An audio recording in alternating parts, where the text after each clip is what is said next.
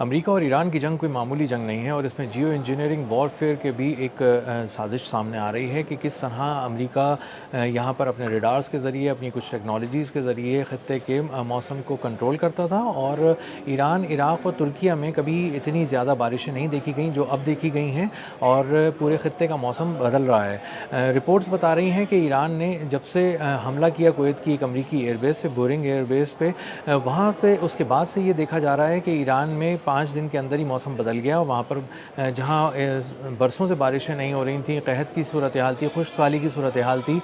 وہاں بے تحاشا بارشیں ہوتی رہیں، مسلسل بارشیں ہونا شروع ہو گئی ہیں، اور وہاں پر جہاں ایک بوند نہیں گرتی تھی وہاں پر اب جل تھل ایک ہو گیا ہے۔ اسی طرح عراق میں بھی ڈیمز بھر رہے ہیں، نہریں بھر رہی ہیں اور بھر چکی ہیں، اور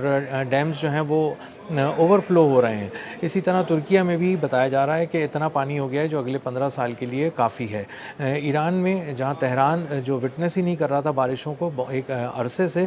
وہاں پر بے تحاشا بارش ہوئی ہے اور مسلسل بارش ہوئی ہے، اور اس کے بعد وہاں کے جو واٹر لیولز ہیں، انڈر گراؤنڈ واٹر لیول، وہ بھی بہت زیادہ بڑھ گیا ہے، اور اس کے بارے میں بہت زیادہ بتایا جا رہا تھا کہ تہران کی صورتحال بہت زیادہ خراب تھی، کیونکہ تہران میں واٹر کی جو پانی کی راشننگ شروع ہو گئی تھی، تھوڑا تھوڑا کر کے پانی ملتا تھا، زیر زمین بھی پانی نہیں تھا، اس کے علاوہ زراعت کے لیے بھی پانی نہیں تھا، اور یہ جو تہران میں خاص طور پہ جب بارش بہت برسوں سے نہیں ہو رہی تھی تو اس کے بعد بہت سے لوگ یہاں سے نقل مکانی کا سوچ رہے تھے، اور یہ بھی دیکھ رہے تھے کہ ان کو پانی جو ہے وہ بہت ہی کم وقت کے لیے حکومت کی جانب سے دستیاب ہوتا تھا، تو دعا کرتے تھے وہ بارش ہو، لیکن بارش نہیں ہوتی تھی۔ لیکن اب یہ سامنے آ رہی ہیں رپورٹ جس میں بتایا جا رہا ہے کہ جو کلاؤڈ سیڈنگ سینٹرز کے طور پہ ان کے ریڈار کے جو امریکی بیسس پہ کام کر رہے تھے، اور جو سمندروں کی طرف سے بادل ایران کی طرف آ رہے تھے وہ دھکیل دیے جاتے تھے کسی اور طرف، اور وہ ایران نہیں پہنچتے تھے، جبکہ وہ راستے میں ہوتے تھے ایران کے ہی، اور ان کو نیچرلی آنا تھا ایران کے اوپر، اور اس کے بعد آنے کے بعد برسنا تھا، لیکن وہ بادل جو برسنے کے لیے ایران کی طرف چلتے تھے انہیں ایران میں داخل ہونے سے پہلے ہی کہیں اور دھکیل دیا جاتا تھا، اور بتایا جاتا ہے کہ یہ ایک ٹیکنالوجی تھی جو امریکہ استعمال کر رہا تھا، اور یہ کلاؤڈ سیڈنگ فیسلٹی کے ذریعے اس مقام سے ان جو بادل ہیں ان کو دھکیل دیا جاتا تھا۔ یہی صورتحال عراق میں بھی تھی۔ ایران اور عراق دو جگہ سے امریکہ کو بہت زیادہ خطرہ تھا، اور اپنے رڈارز کے ذریعے بتایا جا رہا ہے کہ وہ اس پورے خطے کو موسم کی تبدیلی کے حوالے سے بھی استعمال کر رہے تھے۔ اب اس کے ساتھ ساتھ انہوں نے یہ کوشش کی کہ ایران کی طرف بھی بادل نہ آئیں، عراق کی طرف بھی بادل نہ آئیں، اور ترکیہ کی طرف بھی اس کے موسم کا اثرات پہنچ رہے تھے۔ جو ریڈارز تھے جن کو تباہ کیا گیا اس پورے خطے کے اندر، مشرق وسطیٰ سے جب ایران نے قدم اکھاڑے تو اس کے بارے میں جب ریڈنگ کی گئی، چیزوں کو دیکھا گیا، تو پتہ چلا کہ یہ ایسے ریڈار تھے جو 1 ارب ڈالر سے زیادہ مالیت کے ریڈار تھے، 500 ملین ڈالرز کے 5 ریڈار تھے، یہاں پہ 1 ارب ڈالر کے 3 ریڈار تھے۔ ان ریڈارز کے ذریعے 5 ہزار کلومیٹر دور تک معاملات جو ہیں کنٹرول کیے جاتے تھے، خطرے کو پہچانا جاتا تھا، اور اب چونکہ جو ماڈرن وارفیئر ہے اس میں خطرہ صرف یہی نہیں ہے کہ کوئی آبجیکٹ آپ کی طرف آ رہا ہے، کوئی بم آپ کی طرف آ رہا ہے، کوئی ڈرون آپ کی طرف آ رہا ہے، بلکہ یہ بھی خطرہ ہے کہ اگر موسم کو آپ کنٹرول کریں تو کس طرح ایک ملک کو باندھ کر رکھ سکتے ہیں، اور بہت عرصے تک بغیر کسی طرح جنگ چھیڑے ان کو مجبور کر سکتے ہیں کہ وہ اپنی تکلیفوں میں گھرے رہیں، اور انہیں پتہ ہی نہ چلے کہ یہ جو سب کچھ ہو رہا ہے یہ ایک ماڈرن وارفیئر کا ایک حصہ ہے اور ان پہ آزمایا جا رہا ہے۔ تو اس طرح کی جو ماڈرن وارفیئر ہے جس میں آپ کلائمیٹ کنٹرول کرتے ہیں، تو اس وارفیئر کے ذریعے ایران کو ناقابل تلافی نقصان پہنچایا گیا، اس حد تک کہ کچھ ایسٹیمیٹ 100 ارب ڈالر کہتے ہیں، کچھ 200 ارب ڈالر کہتے ہیں، اور کچھ ایسٹیمیٹس تو کہتے ہیں کہ اب اتنے جو 10-20 سال کے اندر لاسز ہوئے ہیں ایران کو وہ 300 ارب ڈالر کے ہیں۔ اب اس کو جب وہ توڑتے ہیں تو بتاتے ہیں کہ ایگریکلچر آپ کا بری طرح تباہ ہو چکا تھا ایران کا۔ ایران میں جو ایگریکلچر کو کسی طرح بھی سنبھالنے کے لیے ایسا پانی استعمال کیا جا رہا تھا جو شہروں میں سپلائی کیا جانا تھا، تو جب شہروں کی سپلائی کٹ گئی، کسی جگہ پہ 20%، کسی جگہ 30%، تو وہ پانی جو ہے وہ ڈائیورٹ کر کے جب لایا گیا ایگریکلچر سیکٹر کی طرف تو اس سے تھوڑی بہت زراعت کی کوشش کی گئی۔ جو زمینیں تھیں، قابل کاشت زمینیں تھیں، وہ اس حد تک بنجر ہو گئیں کہ وہ ناقابل کاشت ہو گئیں، کیونکہ وہاں پر 10-20 سال سے وہاں پانی ہی ان زمینوں نے نہیں دیکھا۔ انڈر گراؤنڈ جو واٹر لیول تھے وہ اس حد تک گر چکے تھے کہ ان کو کسی بھی طرح کہیں سے پانی کھینچ کر اور ان فصلوں کو نہیں دیا جا سکتا تھا۔ اسی لیے دیکھا گیا کہ ایران کی جو امپورٹس ہیں وہ بہت زیادہ بڑھ گئی تھی فوڈ کی، اور اسی طرح ان پہ جو بہت زیادہ ان کے جو امپورٹ بل پر بہت زیادہ بوجھ بڑھ گیا تھا، اور ڈالرز میں دنیا بھر میں ادائیگی کرنے کے بعد جب وہ خوراک کو امپورٹ کرتے تھے، خاص طور پہ گندم اور چاول جو بنیادی ضرورت ہے، اگر آپ اسی کو مینلی امپورٹ کرنا شروع کر دیں تو آپ کی اکانومی کو بہت بڑا دھچکا لگتا ہے۔ تو جو مجموعی طور پہ جی ڈی پی کو دھچکا لگا وہ 4 سے 6% کا بتایا جا رہا ہے اس پورے عرصے کے دوران، اور اس کے علاوہ انڈسٹریز جو تھیں وہ فل کیپیسٹی میں نہیں چل سکیں، پانی کی سپلائی ان کو نہیں ہو سکی، بے روزگاری ایران کے اندر بہت زیادہ بڑھ گئی، اسی طرح ان کا جی ڈی پی بہت زیادہ گر گیا، اسی طرح انمپلائمنٹ بہت زیادہ بڑھ گئی، لوگوں نے نقل مکانی شروع کر دی، بہت سارے لوگ بہتر روزگار کی تلاش میں دوسری جگہوں پر چلے گئے، اور ایران کو بہت زیادہ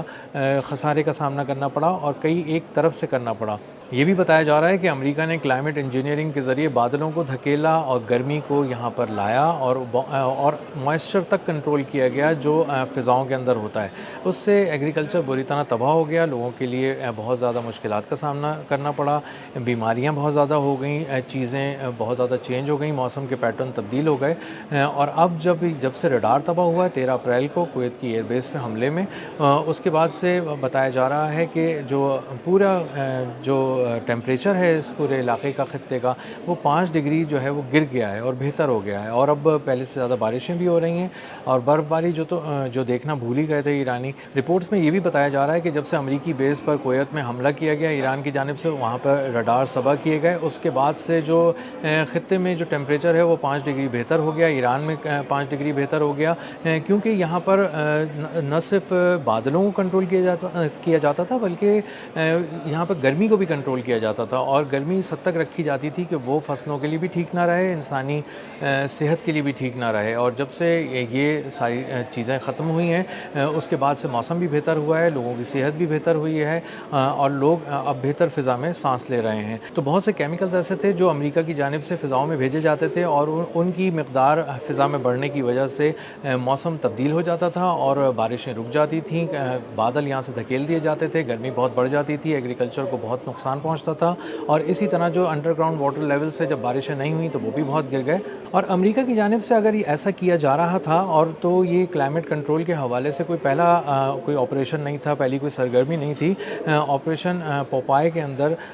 ویتنام میں 1967 سے 72 کے درمیان یہ ایک اس طرح کی چیزیں کی گئی تھیں، کلاؤڈ سیڈنگ کی گئی تھی،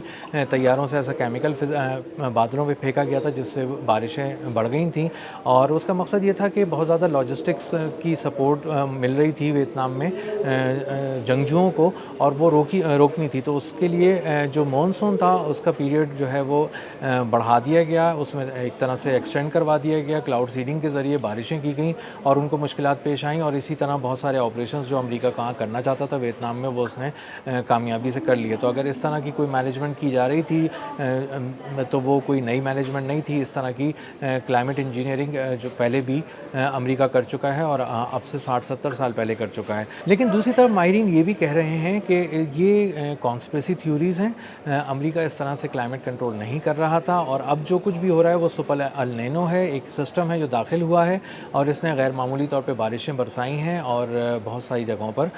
برف باری بھی دیکھنے کو ملی ہے، کہیں پہ ژالہ باری بھی ہوئی ہے، اور اس کو ویدر پیٹرن کے چینج کے طور پہ دیکھنا چاہیے، نہ کہ کسی کانسپریسی تھیوری کے طور پہ دیکھنا چاہیے کہ امریکہ یہاں کوئی ایسی کوئی انجینئرنگ کر رہا تھا جس کی وجہ سے کلائمیٹ انجینئرنگ کی وجہ سے یہاں پر بادل برس رہے تھے۔ لیکن پتہ یہ چلتا ہے کہ جو امریکہ ہے اگر اس نے یہاں پر نقصان پہنچایا ہے تو وہ بہت ہی کیلکولیٹڈ نقصان ہے، ایک طرف بادل نہیں برسے، دوسری طرف گرمی بڑھ گئی، تیسری طرف امپورٹ بل بڑھ گیا ایران کا، چوتھی طرف اس کی ایگریکلچر بری طرح تباہ ہو گئی، واٹر کے لیول گر گئے، لوگ نقل مکانی کرتے رہے، انڈسٹریز بری طرح تباہ ہو گئیں، اپنے آپٹیمم لیول پہ نہیں گئیں، امپورٹس بڑھ گئیں، چاول اور گندم جیسی اشیاء منگوانی پڑیں، اربوں ڈالر کا نقصان ہوا، جی ڈی پی 4 سے 6% گر گیا، ہر طرف سے امریکہ کا فائدہ ہوا، اور اسی کے ساتھ ساتھ اس نے اپنے ریڈارز کے ذریعے تمام جو خطہ ہے اس پہ بھی اپنی اجارہ داری قائم رکھی، اپنا جو گرفت ہے وہ مضبوط کر کے رکھی، اور 5000 کلومیٹر کی ریڈیس میں اس کی آنکھ تھی جو ہر طرف دیکھ رہی تھی اور کلائمیٹ کو بھی مینیج کر رہی تھی، اور اسی طرح جو ان کا کلاؤڈ سیڈنگ فیسلٹی تھی وہ بھی ایک بھرپور طریقے سے کام کر رہی تھی۔ تو ایران کے جو ماہرین ہیں، جو موسم سے جڑے ہوئے ماہرین ہیں، وہ اس کو بالکل نظر نظر انداز نہیں کر رہا ہے، وہ اس کو بالکل نہیں جھٹلا رہا ہے، بلکہ زور دے رہے ہیں اس بات پر کہ یہ بات بالکل ٹھیک ہے اور امریکہ یہاں کا کلائمیٹ